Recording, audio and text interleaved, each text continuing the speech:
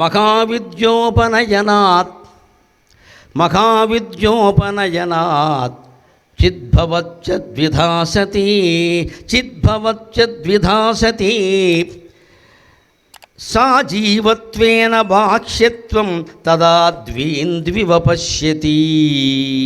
మరొక మాయ జరుగుతోంది మనిషి మనస్సులో. రామచంద్ర గమనించు, చిన్నపిల్లాడివేనా, 13 ఏళ్ల వయస్సులోనే నీకు నీ మనస్సు తత్వం అర్థమైతే ప్రపంచతత్వం అంతా అర్థమవుతుంది. మనం మౌనంగా ఇంట్లోనే ఉండి లోపలికి చూసుకోవాలండి. లోపలికి చూసుకుంటేనే అమ్మవారు దొరుకుతుంది, ఆత్మ దొరుకుతుంది. బయటికి చూస్తే దొరకదండి. లలితా సహస్రంలో చాలా స్పష్టంగా చెప్పారు, అంతర్ముఖ సమారాధ్య బహిర్ముఖ సుదుర్లభ. ఆత్మ చైతన్యం ఎక్కడ దొరుకుతుందంటే లోపలికి చూస్తే దొరుకుతుంది. మనం బయటకు చూస్తున్నాం ఎంతసేపు. ఇక్కడ యాత్రలు మొదలెట్టాం బ్రహ్మాండంగా. ఉత్తరాఖండ్ వెళ్ళిపోయి 4 ధామ్, పులుసు ధామ్, సాంబార్ ధామ్ అని వెళ్ళిపోయారు. మొత్తం అక్కడ వరదలు వస్తున్నాయి, గమనించండి. ఎందుకని? వేల కొద్ది యాత్రికులు పెరగానే హోటళ్ళు కట్టారు, రిసార్ట్లు కట్టారు, ప్రత్యేకంగా గెస్ట్ హౌస్లు కట్టారు, కొండలన్నీ తవ్వేశారు. ఈ నదులను ఆపేటువంటి కొండలన్నీ కూలిపోయాయి, నదులు వచ్చి ఊళ్ళల్లో పడ్డాయి. ఇప్పటికే విదేశాల్లో, ప్యారిస్ నగరంలో, ఐరోపా దేశాల్లో టూరిజం వద్దు అనే ఉద్యమాలు జరుగుతున్నాయండి. టూరిస్టులు ఎవరూ రావద్దు, మా దేశంలో మమ్మల్ని బతకనేయండి. ఎందుకంటే వెర్రి పెరిగింది బాగా. ఇక ముందు ఉత్తరాఖండ్లో కూడా యాత్రికులు ఎవరో రావద్దు, మీ తెలుగునాట ఉండే శ్రీశైలం అవి చూసుకోండి, మా దగ్గరికి రాకండి అని చెబుతారు. చచ్చిపోతున్నారు వాళ్ళు. అక్కడ ప్రజలకు దిక్కు లేదండి. మనకి పట్టుకున్నది ఏమిటంటే, నువ్వు కాశీ వెళ్ళదా? నేను ఇప్పటికి 16 సార్లు వెళ్ళా. చాలా చోటకి వెళ్ళావు, 16 సార్లు. కాశీ వెళ్ళి ఏం చేసావు? ఇక్కడ 9 రోజులు ఉన్నావు, 9 పోగొట్టుకున్నావా? ఏం లేదు, బాత్రూమ్కి వెళ్ళినట్టే కాశీకి వెళ్ళాడు వీడు. ఈ గొప్ప చెబుతారు ఎంతసేపు. నేను 10 సార్లు నేను బోళ్ళ మందిని తీసుకెళ్ళా. ఏంటి ఇదేమైనా గ్యాంగా? తీసుకెళ్ళడం ఏంటండి? ఎందుకు తీసుకెళ్ళడం? శివసేనానికి తీసుకెళ్తాం ఎవరినో, మనకి మరణం వస్తుందా? అలాగే కాశీకి మనం తీసుకెళ్ళినంత మాత్రాన వాడికి మోక్షం రాదు, మనకి మోక్షం రాదు. ఈ పిచ్చి పిచ్చి పుణ్యాలు చెప్పొద్దండి. నువ్వు కాశీవాసివి కావాలి. కాశీ తత్వం నీకు వంట పట్టాలంటే గొచ్చిగొడ్డను పట్టుబట్టగా భావిస్తున్నావా? మరణాన్ని మంగళంగా భావిస్తున్నావా? విభూతిని ఐశ్వర్యంగా భావిస్తున్నావా? 100 కోట్లు సంపాదిస్తున్నావు సిగ్గు లేకుండా. నువ్వు కాశీ ఎందుకయ్యా? కాశీని పాడు చేయడానికి. కాశీ వెళ్ళాం, తిరుపతి వెళ్ళాం, ఈ పిచ్చి మాటలు నమ్మకడమే. పని పాట ఏం లేదా అని అడగండి. ఇలా ఎవరన్నా అడిగితే పని పాట లేదా, ఎందుకు అస్తమానం తిరుపతి వెళ్తున్నావు, వెంకటేశ్వరం విసుగు, ఊరుకో అని చెప్పండి. మనకి ఇది పిచ్చి పట్టుకుంది, యాత్రల పిచ్చి. దాన్ని ఖండిస్తున్నాడు యోగ వాసిష్టంలో. ఎందుకు ఎక్కడికి వెళుతున్నావు? ఊరికే ఏం చేస్తావు ఇక్కడ వెళ్ళి? ఎంత తిరిగినా ఒకటే ఉండేది ఇక్కడ. మహా అవిద్యోపనయనాత్, మహా అవిద్య ఉపనయనాత్. ఉపనయనం మనకి తెలుసున్న అర్థం ఒకటి ఉంది, దీన్ని ఇంకో అర్థంలో వాడాడు ఇక్కడ. విచిత్రం ఏమిటంటే, ఆనాటికి ఎన్ని సాధనాలు, ఎన్ని ఉపకరణాలు ఉన్నాయో దీని ద్వారా తెలుస్తుంది. నడిమింటి సర్వమంగళ శాస్త్రి గారని యానాం దగ్గర ఇంజనీర్లో ఉండేవాడు. మహా చమత్కారి, మంచి పండితుడు, చమత్కారి. ఆయన ఒకసారి శుభలేకేసి ఊళ్ళో అందరికీ పంచిపెట్టాడు. మా అబ్బాయికి పెళ్ళి, నాకు ఉపనయనం, అందరూ రండి అన్నారు. ఇది పెద్ద విచిత్రం కదా. అబ్బాయికి పెళ్ళి, ఈయనకి ఉపనయనం ఏంటి? ఈయనకి ఉపనయనమై పెళ్ళయ్యాక కదా అబ్బాయి పుట్టింది. అప్పుడు అబ్బాయికి పెళ్ళి ఏంటంటే అబ్బాయికి 25 ఏళ్ళు ఉండాలి కదా. ఆయన శుభలేకేసాడు. బహు చమత్కారి, భాషా చమత్కారి ఆయన. మా అబ్బాయికి పెళ్ళి, నాకు ఉపనయనం, అందరూ రండి అన్నాడు. శుభలేఖ ఇవ్వగానే అందరూ వచ్చి చూడబోయా చెప్తాం అన్నాడు. చెప్పడం వచ్చాక చూశాడు, వాళ్ళ అబ్బాయి పెళ్ళి అలాగ. ఈయనకు ఉపనయనం అంటే కళ్ళజోడ పెట్టుకున్నాడు, చెత్వారం వచ్చింది, అంతకంటే లేదు. నయనస్య ఊపే ఉపనయనం.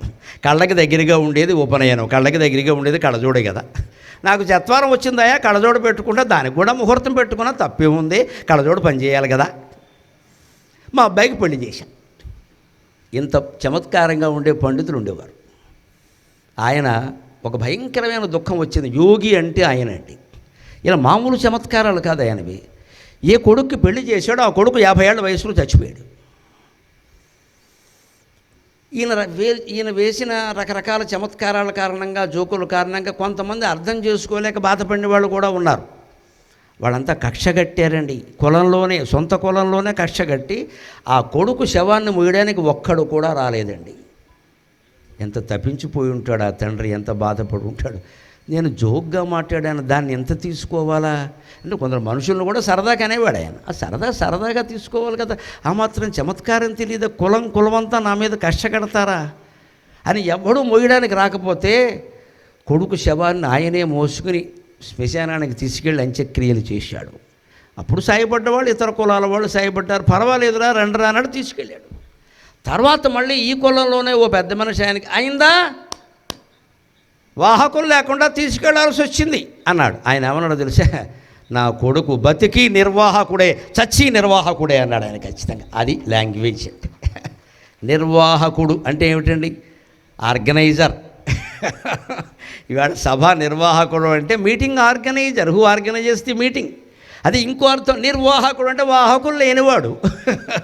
నా కొడుకు బతికి నిర్వాహకుడే, వాడు చాలా కార్యక్రమాలు నిర్వహించాడు, వాడు చచ్చి నిర్వాహకుడే, వాహకులు లేకుండా వెళ్ళిపోయాడు అని. కొడుకు చనిపోయిన దశలో కూడా ఒక చమత్కారం వేసినటువంటి పండితులు పుట్టిన తెలుగు జాతిలో పుట్టినందుకు నేను గర్విస్తున్నానమ్మా, నేను గర్విస్తున్నా. అది యోగిత్వం, అది యోగిత్వం. జీవితంలో ఇంట్లో ఎంత దుఃఖం వచ్చినా మనం చలోక్తిని విడిచిపెట్టకూడదు. చలోక్తి మనని కాపాడుతుంది. ఏమంత కొంప మునిగిపోయింది, ఇప్పుడు దాన్ని జోక్గా తీసుకో. ఎందుకంటే ఈ సృష్టి ఒక పెద్ద జోక్ అని చెప్పారు బ్రహ్మసూత్రాలు. లోకం మీద సృష్టి ఎందుకు చేసామని దేవుణ్ణి అడిగితే లోకవత్తు లీలా కైవల్యం అన్నాడు. ఇదంతా జోక్ అన్నాడు, ఇదంతా క్రీడ. లేకపోతే ఇన్ని విచిత్రాలు ఉండడం ఏమిటి? గొంగళి పురుగు సీతాకోక చిలుక అవ్వడం ఏమిటి? ఇది విచిత్రం కదా, ఇట్స్ ఏ జోక్ అన్నాడు. నిన్నటి వరకు చదువు రాని వాడికి ఇవాళ చదువు రావడం ఏంటి? మన ఊళ్ళో ముందుకే ఊరికే నెక్కరేసుకుని తిరిగిన వాడు ఒకసారి ముఖ్యమంత్రి అవడం ఏంటి? అవుతాడు. ఊరికే మోరీ మీద తూకాలం మీద కూర్చొని కబుర్లు చెప్పుకునేవాళ్ళు రాష్ట్రపతులు అయ్యారు, లోక్సభ స్పీకర్లు అయ్యారు, సామాన్యులు చాలా గొప్పవాళ్ళు అయ్యారు. అదే లీల, అదే లీల, భగవన్ లీల జరుగుతూ ఉంటుంది. అది పెద్దవాళ్ళు చిన్నవాళ్ళు అయ్యారు. అలాగా ఆ ఉపనయనం అంటే కళ్ళజోడు. ఆ కళ్ళజోడు యోగ వాసిష్టంలో వాడాడు అంటే యోగ వాసిష్టం ఎక్కడదండి? రామాయణ కాలం వదిలేయండి పోని. ఇందులో బౌద్ధం గురించిన ప్రస్తావన ఉంది. కనీసం క్రీస్తు పూర్వం 6వ శతాబ్దంలో బుద్ధుడు పుట్టాడు, బౌద్ధం వచ్చింది. కనీసం తర్వాత శతాబ్దాలు అయి ఉండాలి కదా. అంటే ఇదొక 2000 ఏళ్ళు, అదొక 400 ఏళ్ళు. 2500 ఏళ్ల క్రితం యోగ వాసిష్ఠ రచన నాటికే కళ్ళజోడు వాడకం ఉంది ఆంధ్రదేశంలో. అందుకే ఇది వాడారు. దాన్ని వేదాంతంలో వాడాడు. మహావిద్యోపనయనాత్. మహా అవిద్య అనేటువంటి ఉపనయనం కళ్ళజోడు ధరించడం వల్ల. మహావిద్యోపనయనాత్ చిద్భవత్యేద్విద్భవచ్చద్విధాసతి. ఈ చిత్ అనేది ఇందాక అనుకున్నామే, అది 2 రకాలుగా మారిందయ్యా. అంటే సరైన కళ్ళజోడు పెట్టుకోకపోతే ఏం జరుగుతుందో తెలుసా? సా జీవత్వేన బాహ్యత్వం. ఆ జీవుడు అనేటువంటి స్వరూపాన్ని అది పొంది బాహ్య ప్రపంచాన్ని ఎలా చూస్తుందంటే తదా ద్వీంద్వివ పశ్యతి. కళ్ళకి సరిగ్గా చూపు లేనప్పుడు లేదా కళ్ళజోడు సరిగ్గా పెట్టుకోనప్పుడు కళ్ళజోడులో కూడా ఒక అర్ధచంద్రాకారంలో ఒక గీతలా ఉంటుందండి. అందులోంచి చూడమని చెబుతారు కంటి వైద్యులు. అందులోంచి కాకుండా నువ్వు పైనుంచి చూసినప్పుడు ఎలా ఉంటుందో తెలుసా? ఒక చందమామ 2 చందమామాల కింద కనపడుతుంది. సరిగ్గా తదా ఇంద్వివ పశ్యతి. 2 చందమామలు కనపడుతున్నాయా లేదా? అందరం చూస్తున్నాం కదా. అంటే అది కంటి భ్రమ అంటావా? ఆకాశంలో 2 చందమామలు నిజంగా ఉన్నాయా? ఉండవు కదా. ఎక్కడ ఆకాశంలో 2 చందమామలు లేవు, ఉన్నది ఒకటే. అందుకని ఒక చందమామ నీకు 2 చందమామల కింద కనపడుతుంది అంటే నీ భ్రమ. కానీ ఆకాశంలో చందమామలు 2 ఉన్నాయని అనకూడదు కదా. అలాగే ఒకటే భగవన్మయమైన ఈ ప్రపంచం నీకు అనేక రకాలుగా కనపడుతుంది అంటే అది నీ దృష్టిలో భేదం కానీ సృష్టిలో భేదం కాదు మిత్రమా అని చెబుతోంది యోగ వాసిష్టం. అంచేత శంకరాచార్య చెప్పిన మాటే సరైన మాట. సృష్టిలో భేదం లేదు, నీ దృష్టిలో తప్ప. అదే చెబుతున్నాడు ఇక్కడ. ఎవరికైనా ఉంటే ఖచ్చితంగా ఇలాగే అవిద్యోపనయనాత్ అంటే ఆ అవిద్య అనేటువంటిది లేనిదాన్ని ఉందనుకోవడం అనేది అవిద్య, ఉన్నది ఉన్నట్లు తెలుసుకోవడం విద్య. అందుకే బ్రహ్మదేవుడికి సృష్టి చేసేటప్పుడు భార్యగా ఎవరున్నారంటే విద్య ఉంది. విద్య అంటే సరస్వతి. తెలివి ఉండి సృష్టి చేయాలి కానీ లేకుండా సృష్టి చేస్తే అలాగా. అందుకని అవిద్య ఉపనయనాత్. అవిద్య అనేటువంటి కళ్ళజోడు నువ్వు పెట్టుకోవడం వల్ల చిత్ భవతి ద్విధా. ఇది చిత్ అనేది 2 రకాలుగా కనపడుతోంది. సా జీవత్వేన బాహ్యత్వం. ఒకటి దేవుడుగా ఉంది, ఒకటి జీవుడుగా ఉంది. ఖచ్చితంగా ఒకటి దేవుడుగా ఉంది, ఒకటి జీవుడుగా ఉంది. ఖచ్చితంగా అలా మారిపోయి కనపడుతుంది ఇది. దానికి ఉదాహరణ ఏమిటో తెలుసుకుని మనం సెలవు తీసుకుందాం. ద్వావా సుపర్ణం సయుజం సఖాయం సమానం వృక్షం పరిషస్వజాతే. వేదంలో చెబుతారు ఏమంట. ద్వావా సుపర్ణం సయుజం సఖాయౌ సమానం వృక్షం పరిషస్వజాతే తయోరణ్య పిప్పలం స్వాద్వత్తి తయోరణ్య పిప్పలం స్వాద్వత్తి అనశ్నన్యో అభిచాకశీతి వేదంలో చెబుతారు, కవితాత్మకంగా చెబుతారు మన జీవితాన్ని. లోపల ఆత్మ అనే పిట్ట ఉందిట, ఇంకోటి మనస్సు అనేది ఉందిట. ఈ రెండు ఎలాంటివంటే ఒకే చెట్టు మీద రాలిన రెండు పిట్టలు లాంటివి. ద్వావా సుపర్ణవు సయుజవు సఖాయవు. సుపర్ణవు మంచి రెక్కలు కలిగిన రెండు పిట్టలు ఉన్నాయి, సయుజవు కలిసే ఉన్నాయి, సఖాయవు వాటి మధ్యలో స్నేహం కూడా ఉంది. చెట్టు మీద ఉన్నాయి కానీ చెరో కొమ్మ మీద ఉన్నాయి, అంతే, చెట్టు మీదే ఉన్నాయి. సమానం వృక్షం పరిషస్వజాతే, ఒకే చెట్టును ఆశ్రయించి ఉన్నాయి. కానీ తేడా ఏమిటంటే తయోరణ్య పిప్పలం స్వాద్వత్తి, అది రావి చెట్టు. పిట్ట కాకి లేదా ఇంకో పిచ్చుక ఏదైనా సరే రావి పళ్ళు తింటుంది కదా. ఒక పిట్ట రావి పండు కోసం ముక్కుతో ఇలా కొడుతోంది. కొట్టిన పండు ఒక్కోసారి కొమ్మ మీద పడితే దానికి అందుతుంది, సామాన్యంగా పడదు. ఇది కొట్టగానే అది రాలి కింద పడుతుంది. కింద సాధారణంగా కాలం ఉంటుంది, చెరువు ఉంటుంది. రావి చెట్టు అంటే అంతే, నీటిలో పడింది, పోయింది. అది ఊరుకుందా, మళ్ళీ ఇంకో పండు కొడుతోంది, అది పడింది. ఇలా 16 పళ్ళు కొట్టగా దీని పళ్ళన్నీ రాలిపోగా ఓ పండు వచ్చి పడింది. వెరీ దొరికింది, వెరీ దొరికింది అని తింది. అది మనం కూడా జీవితంలో ఇంతే. గత చిన్న ఆనందం పొందడం కోసం 100 ప్రయత్నాలు చేస్తామండి. చిన్న ఆనందం. వాళ్ళ విద్యార్థులను అలాగే బాధ పెడుతున్నాం కదండి. మనం నువ్వేమైనా సరే డాక్టర్ అవ్వాలరా, నువ్వేమైనా సరే డాక్టర్ అవ్వాలరా, నువ్వేమైనా సరే వాడిని చంపేయడమే పట్టుకుని 9వ తరగతి దగ్గర నుంచి. వాడు పేషెంట్ అవుతాడేమో, అవని రాదా, చంపేసి వాడిని మెడిసిన్ కోసం మెడిసిన్ కోచింగ్ ఎక్కడ బాగుంటుందండి, స్వర్గంలో బాగుంటుంది, అక్కడికే పంపించేస్తారు. మొత్తమంది డాక్టర్ అయిపోవాలి. వాడు అయ్యే వరకు వాడికి 6వ తరగతి నుంచి మెడిసిన్ కోచింగ్ సెంటర్లో చేర్పించి ఊపిరాడకుండా చేసేసి వాడు డాక్టర్ అవ్వడానికి వేళ 10 ఏళ్ళు పైన పడుతుందండి. ఏడాది 2 ఏళ్ళు MBBS అవ్వాలి, అంత సరిపోదుగా మనకి. అమెరికా వెళ్ళి MS చేయి, ఇక్కడ వీడు 10 ఎకరాలు అమ్మేయాలి. తణుకులో ఎకరం ₹1 కోటి ఉండే చోట 10 ఎకరాలు అమ్మేయాలి.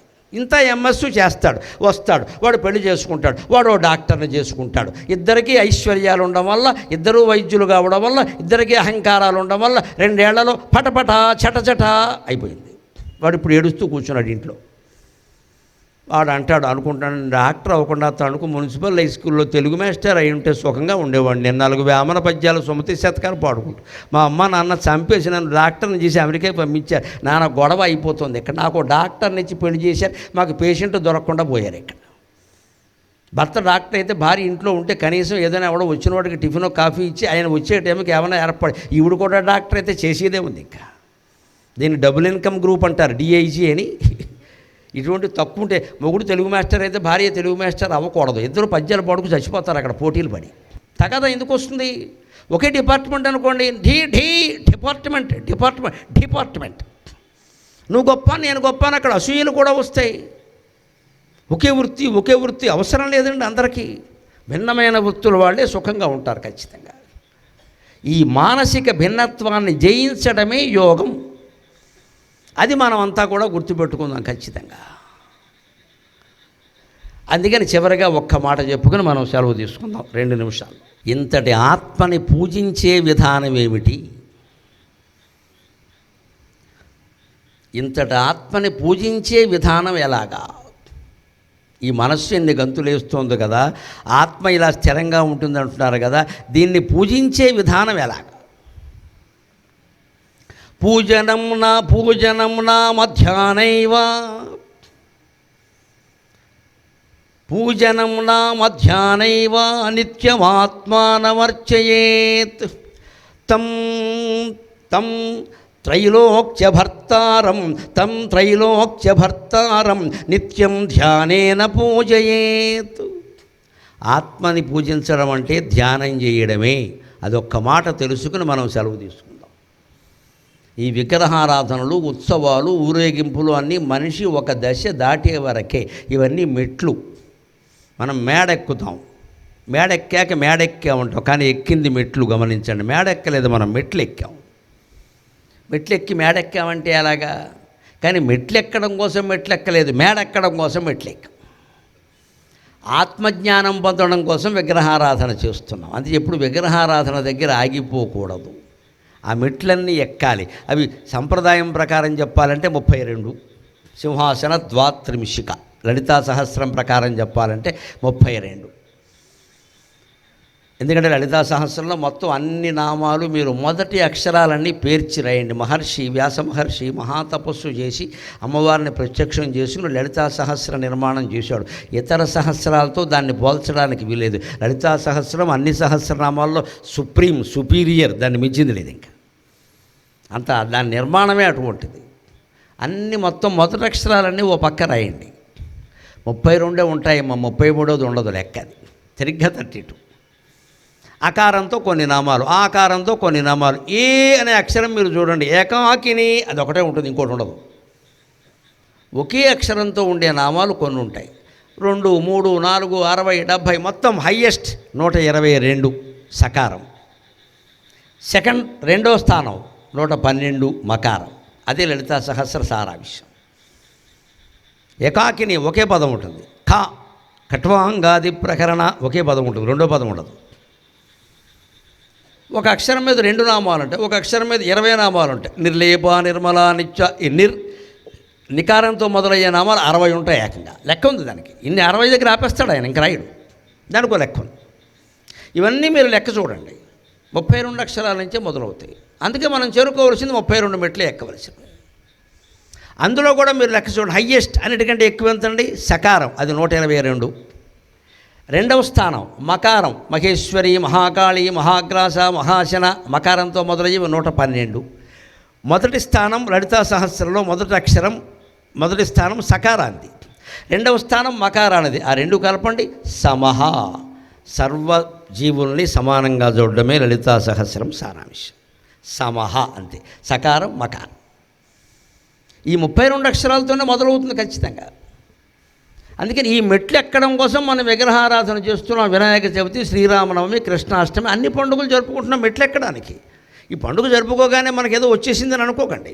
అందుకే నేను చెబుతున్నా, తీర్థయాత్రలు చేసినా ఏమీ రాదు, ఎన్ని దానాలు చేసినా ఏమీ రాదు, పొందవలసిన జ్ఞానం పొందవలసింది. అది ఇక్కడ చెబుతున్నాడు. పూజనం నామ ధ్యానం. పూజనం అంటే ధ్యానమేనయ్యా. పూజ అంటే ధ్యానమే. ధ్యానం చేయాల్సింది. ఎలా చెయ్యాలి? నిత్యం ఆత్మానం అర్చయేత్. ఎప్పుడు ఆత్మనే అర్చించు. ఎలాగా? తదైవ త్రిలోక భోక్తారం. ఆ 3 లోకాలని త్రిజగద్భర్తారం, 3 లోకాలకి భర్త అయినటువంటి ఆత్మని నిత్యం ధ్యానేన పూజయేత్. ఆ ధ్యానం ఎలా చెయ్యాలి అంటే ఒకే ఒక్క ఉపాయం నాకు తెలిసినది, నేను చేస్తున్నదే చెబుతున్నా. పొద్దున్న ఒక అరగంట, సాయంత్రం ఒక అరగంట కేటాయించుకోండి. ఆడ మగ, వీలైతే పెద్ద చిన్న, దీనికి కులభేదం లేదు, మతభేదం లేదు, ఎవరైనా చేయొచ్చు. మీ ఇంట్లో మీరు కూర్చోండి. ఏమి ఆలోచించడానికి ముందు నమ శివాయ, నమ శివాయ, నమ శివాయ అనే పంచాక్షర మంత్రం మీదో, ఓం నమో నారాయణాయ, ఓం నమో నారాయణాయ అనే అష్టాక్షర మంత్రం మీదో, శ్రీమాత్రే నమః, శ్రీమాత్రే నమః అనే పంచాక్షరి మంత్రం మీదో మనస్సు పెట్టండి. అస్తమాను దాన్ని జపించండి. మనస్సు పక్కకి వెళుతూనే ఉంటుంది, అది పట్టించుకోవద్దు. మళ్ళీ వెనక్కి తీసుకురావడమే దానికి సిగ్గు లేదు, మనకి బుద్ధి లేదు. అంతే, కామగా వెనక్కి తీసుకొచ్చేయడమే. మనస్సును అలా నిగ్రహించాలంటే వ్యాసభారతంలో చెప్తాడు. పల్లెటూరు వాళ్ళకి, రైతులకు బాగా అర్థమవుతుంది. ఒక బూడిద కుప్ప తడిపితే ఏం చేస్తామండి? అలా నిగ్రహించాలంటాడు మనస్సు. బూడిద కుప్ప, పెద్ద బూడిద, ఏదో కాలిన బూడిదో ఏదో ఉంది, ఆవు పేడ బూడిదో ఏదైనా కానివ్వండి, ఉందో పెద్ద బూడిద కుప్ప. దాన్ని తడపాలంటే ఏం చేస్తాం? బిందె నీళ్లు పట్టుకెళ్ళి బూడిద కుప్పని పోసాయనుకోండి, బూడిద చెల్లాసిద్దరు అయిపోతుంది, తడవదు, మన మీద కూడా పడుతుంది. బూడిద కుప్పను తడపాలంటే ఒక నైపుణ్యం, ఒక పద్ధతి ఉంది. ఆ తడిపేటువంటి రైతు కుమారుడు ఎవరో ఆడవాళ్ళు ఏం చేస్తారంటే, చెంబులో కళ్ళాపు జల్లినట్టుగా చెంబులో నీళ్లు తీసుకుని ముందు బూడిద కుప్ప కింద భాగంలో ఇలా జల్లుతూ పెడతారు. అప్పుడు బూడిద పైకి రేగకుండా నెమ్మదిగా తడుస్తుంది. తర్వాత 2వ వరుస, తర్వాత 3వ వరుస, అలా తడివి పైన పోస్తారు. అప్పుడు బూడిద ఒక్క రేణువు కూడా పైకి వెళ్లకుండా మొత్తం చల్లారుతుంది. మనస్సును నిగ్రహించే విధానం అది. మనస్సును నిగ్రహించే విధానం. బూడిద కుప్ప అర్థమైతే మనస్సు అర్థం. మనం ఒక్కసారి ఏం చేస్తామంటే దాన్ని ఏదో గుద్దేసి లాగేసి చెప్పానా వినద్దని, ఏదో మనస్సు ఎంతకీ వినట్లేదు, నా జాతకం ఇంతే, నాది భరణి నక్షత్రం, ఇక ఎక్కడికి వెళ్ళిపోతామో తెలియదు. ఇంకా భరణికి నీకు సంబంధం ఏంటి ఇక్కడ? అదేం లేదు, నీకు దాన్ని తడపడం చేత కావట్లా. ఓ మీద పోసేస్తున్నావు నీళ్లు పట్టుకెళ్ళి. దాంతో ఘర్షణ పడద్దు, పంతాలు పట్టింపులు వద్దు, కష్టపడద్దు, బాధపడద్దు, నిరాశ పడద్దు, యుద్ధం చేయొద్దు, సైలెంట్గా పక్కకు వచ్చేయంటాడు వ్యాసుడు. మనసు పక్కకి వెళ్ళింది, సైలెంట్గా పక్కకి వెళ్ళిందని తెలిసింది కదా. ఏ పాయింట్లో నీకు పక్కకి వెళ్ళింది తెలిసింది, ఆ పాయింట్లోంచి వెనక్కి వచ్చాయి. ఇలా చేసినప్పుడు మనస్సు ఖచ్చితంగా లొంగి తీరుతుందండి, అనుమానం ఏలా. అటువంటి ధ్యానం పొద్దున్న అరగంట, సాయంత్రం అరగంట కేటాయించుకొని చేయండి అమ్మా. నేను భగవత్ సాక్షిగా, మా అమ్మ పాదాల సాక్షిగా ఇంటి దగ్గర ఉంటే 4 గంటల పాటు ప్రయత్నం చేస్తాను ఈ ధ్యానం కోసం. 4 అవర్స్ పూర్తిగా ధ్యానంలో ఉండవలసింది. అది కూడా మహామౌనం. మీకు నమశివాయ చెబుతున్నా, నాకు అది కూడా ఉండదు.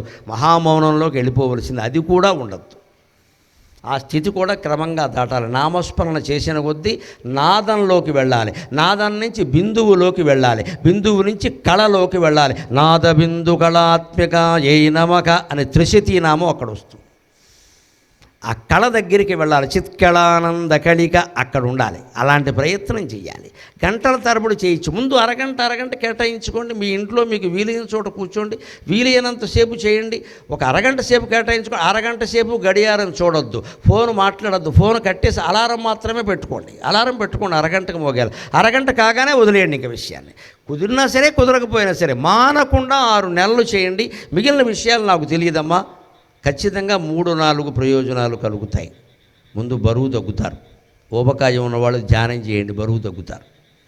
బాధపడకండి. లఘుత్వం శ్వేతాశ్వత రూపనిషత్తులో చెబుతాడు. ధ్యానం వల్ల, యోగాభ్యాసం వల్ల ప్రయోజనాలు ఏమిటంటే లఘుత్వం, ఆరోగ్యం, అలోలుపత్వం, వర్ణ ప్రసాదక స్వర సౌష్ఠవం చ గంధశుభో మూత్రపురీషమల్పం యోగ ప్రసాదం ప్రథమం వదంతి అని చెబుతాడు ఉపనిషత్తు.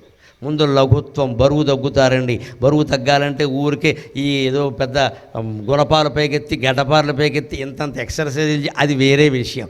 ముందు నీ మనస్సులోంచి బరువులు తగ్గించుకో, శరీరం బరువు కూడా తగ్గిపోతుంది. ఊబకాయం ఎందుకు పెరుగుతుందో ఆలోచించండి. పిల్లలకి విద్యపరం ఒత్తిడి పెరిగింది. పెళ్లి వయసు అమ్మాయికి పెళ్లి మీద ఒత్తిడి పెరిగింది. 2 సంబంధాలు తప్పిపోగానే ఆ అమ్మాయి ఇంకా పెళ్లి గురించే ఆలోచిస్తుంది. తప్పించాలి, అంతకంటే వేరే ఆలోచనలు చాలా ఉన్నాయి. ఈ ఆలోచించి ఒత్తిడి పెరుగుతోంది, ఊబకాయం పెరుగుతోంది, ఇంకా పెళ్ళవట్లా. అంటే ధ్యానం మార్చుకుంటే ఊబకాయం తగ్గిపోతుంది. దానికి వైద్యం ఉంది. వ్యాయామం పరంగా చేసేవి అంతకంటే గొప్ప వైద్యం ధ్యానం. లఘుత్వం, బరువు తగ్గిపోతావు. 6 నెలల్లోనే తెలుస్తుంది ఆ ఫలితం. 2 పూట్ల ఖచ్చితంగా చేస్తే ఆరోగ్యం బాగుంటుంది. ఈ షుగర్లు, బీపీలు లాంటివి రావు. తలనొప్పి కూడా ఇప్పుడు ఇదివరకు 10 సార్లు వస్తే ఇప్పుడు 10 రోజులకు ఒకసారి కూడా రాదు. అలోలుపత్వం, దేని మీద కాంక్ష ఉండదు. స్వార్థం, కోరికలు ఇవన్నీ తగ్గిపోతాయి. క్రమంగా తగ్గుతూ ఉంటాయి, తెలుస్తుంది. వర్ణప్రసాదక, ముఖంలో ఒక వర్చస్సు వస్తుంది ఖచ్చితంగా. ఏ మేకప్ వేయక్కర్లేదు. స్వర సౌష్ఠవంచ, 6 నెలల్లోనే బయటపడే విషయం చెబుతున్నా. గొంతు బ్రహ్మాండంగా ఉంటుంది. వారు పాట పాడితే ఘంటసాల పాడినట్టు ఉంటుంది. ఆడవాళ్ళు పాడితే సుశీల పాడినట్టు, సుబ్బలక్ష్మి పాడినట్టు ఉంటుంది. గొంతులో మార్పు వస్తుంది వెంటనే. ఎందుకంటే ఆ గొంతులోకి భగవతత్వం ప్రవేశించింది. ఉదాన వాయువు అంటారు, ఇక్కడ ఉంటుంది. ఉత్తు ఆనం, పైకి తీసుకెళ్లే వాయువు అది, ఉద్ధరించే వాయువు అదే. అది మన ఉద్ధరించి గొంతులో ప్రవేశిస్తుంది. వెంటనే గొంతులో స్వరమాధుర్యం వస్తుంది. వర్ణప్రసాదక స్వర సౌష్ఠవంచ, పద్యం పాడిని, పాట పాడిని, మాట మాట్లాడిని కొన్ని వేల మంది వశీకృతులైపోతారు. తస్య వశ్యా భవంతి స్త్రియ పురుషాక తస్య జాజ్ఞాక్షరీ శ్రీ స్వయం తస్య వాగ్దేవత కింకరి తస్య జాజ్ఞాక్షరీ శ్రీ స్వయం అని శ్యామలాదండకంలో చెప్పిన మాటలు నిజమై తీరతాయి. అంతేకాదు, ఇంకా ప్రత్యక్షమైనవి చేసిన కొద్దీ 2 ఏళ్ళు 3 ఏళ్ళు గడిచిన కొద్దీ ఏమవుతుందంటే గంధశుభో, ఆ వ్యక్తి ఆడవాళ్ళైనా మగవాళ్ళైనా వాళ్ళు కూర్చున్న చోట సుగంధం వ్యాపిస్తుందండి. ఆ సుగంధానికి వారేమీ పూసుకోలా, రాసుకోలా, వారి ఆత్మధ్యానం కారణంగా వ్యాపిస్తుంది. ఇంకోటి కూడా ప్రాక్టికల్ ఉంది ఖచ్చితంగా. మూత్రపురీషం అల్పం, మలమూత్రాలు పరిమాణం బాగా తగ్గిపోతాయి. ఎందుకంటే ధ్యానం కారణంగా తిన్న ఆహారం అంతా ఆ ధ్యానానికి ఆవిరైపోయింది. ఇంకా మలమూత్రాలుగా బయటికి రావడానికి ఉన్న పదార్థం తగ్గిపోయింది. అందుకని తగ్గిపోతాయి. కంగారు పడకూడదు. ధ్యానం ప్రయోజనం అంత మాత్రాన గొప్పది అనుకోకూడదు. ఒక చెలోక్తి మాట్లాడి సెలవు తీసుకుంటా. మలమూత్రాలు తగ్గితే డాక్టర్కి చూపించుకోవాలి, కానీ నేను ధ్యానం చేస్తున్నానని పోజు కొట్టద్దు. అది ఎందుకు తగ్గాయో తెలుసుకోవాలి. నేను ధ్యానం చేసేవాడు విషయం చెబుతున్నా. 6 నెలలు 6 ఏళ్ళు చేసిన వాడికి కానీ మనకేదో అతిమూత్రమో అమూత్రమో పట్టుకుందంటే డాక్టర్ గారి దగ్గరికి వెడితే ఆయన ఏదో బెళ్ళలేస్తాడు. నీవు అంత సీన్ లేదు ఇక్కడ నీకు చేయడానికి. కానీ ధ్యానయోగం, యోగాభ్యాసం చేసిన వాళ్ళు ఏళ్ల తరబడి చేస్తే ఈ పరిణామాలు కనపడతాయి ఖచ్చితంగా. జీవితంలో వాడి దగ్గరికి అశుభం చేరదు. ఎంతమంది దుష్ప్రచారం చేసినా వాడు మేరు పర్వతంలా నిలబడతాడు ఖచ్చితంగా. వెంట్రుక మొక్క వాడిని ఏం చేయలేదు ఏది కూడా. కారణం ధ్యానం, కారణం భక్తి, కారణం జ్ఞానం, కారణం వైరాగ్యం. శరవ్. మళ్ళీ రేపు 6 గంటలకు కలుద్దాం అందరం.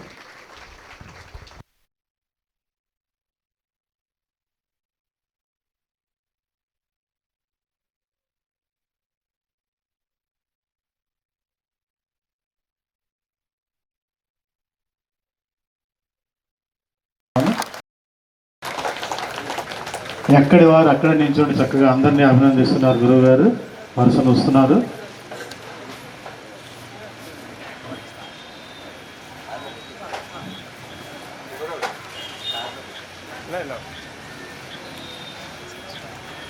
ఎక్కడి వారు అక్కడే ఉండండి. వస్తున్నారు గురుగారిని అందరి దగ్గరికి ప్రత్యక్షంగా చూస్తారు. అందరూ చూడండి, ఆశీర్వచనం తీసుకోండి. ఎదరికి ఎవరు అడిగేయద్దు.